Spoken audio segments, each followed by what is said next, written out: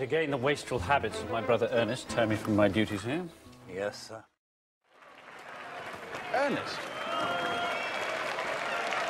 Algy! How are you, my dear Ernest? What brings you up to town? Oh, pleasure, pleasure. What else would bring one in? That Aunt Augusta is coming to Teetingworth. Aunt Augusta. Yes, Aunt Augusta. And Gwendolyn. How perfectly delightful. You shall have to clear up this whole question of Cecily. Cecily? Make out. Besides, your name isn't Jack at all, it's Ernest. It isn't Ernest. Well, it is Ernest in town and Jack in the country. I've always pretended to have a younger brother. Ah, of the name of Ernest. And little Cecily. My ward, Miss Cecily. Just as I suspected you to be a Bunburyist. Indeed, you are one of the most advanced Bunburyists I know.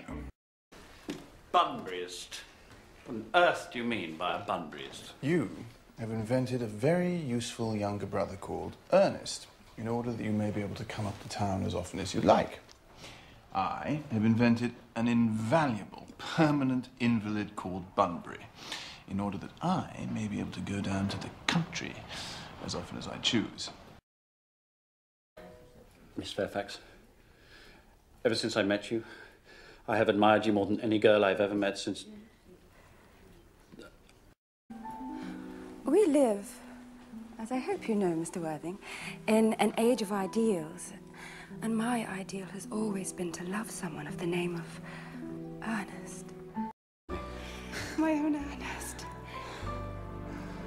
You don't mean to say, though, do you? You couldn't love me if my name wasn't Ernest. But your name is Ernest. I think... Jack, for instance. A charming name. Jack? I've known several Jacks, and they all, without exception, are more than usually plain.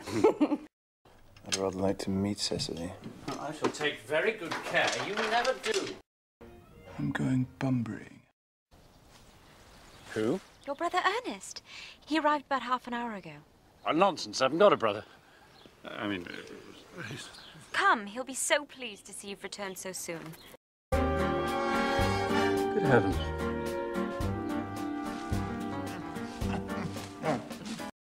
Risen, as it were, like a phoenix from the ashes. Uncle Jack, you're not going to refuse your own brother's hand. Nothing would induce me to take his hand. I think his behaviour utterly disgraceful. He knows perfectly well why.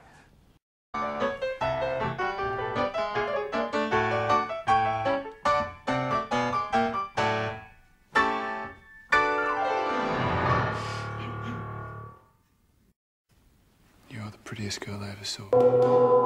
Yes, of course. You mustn't laugh at me, darling, but it has always been a girlish dream of mine to love someone whose name was Ernest. There's something in that name that seems to inspire absolute confidence. My own dear child, do you mean to say you couldn't love me if I had another name? But what name? Well, Algy, for instance. I beg your pardon? Mr. Ernest Worthing and I are engaged to be married. Oh. My darling Cecily, I think there must be some slight error. Mr. Ernest Worthing is engaged to me. The announcement will appear in the Morning Post on Saturday at the latest. You may. I felt there must be some slight error, Miss Cardew. The gentleman who is now embracing you is my cousin, Mr. Algernon Moncrief. Oh, my own Ernest. Gwendolyn, my darling. I knew there must be some misunderstanding, Miss Fairfax. The gentleman whose arm is at present round your waist is my guardian, Mr. John Worthing. I beg your pardon?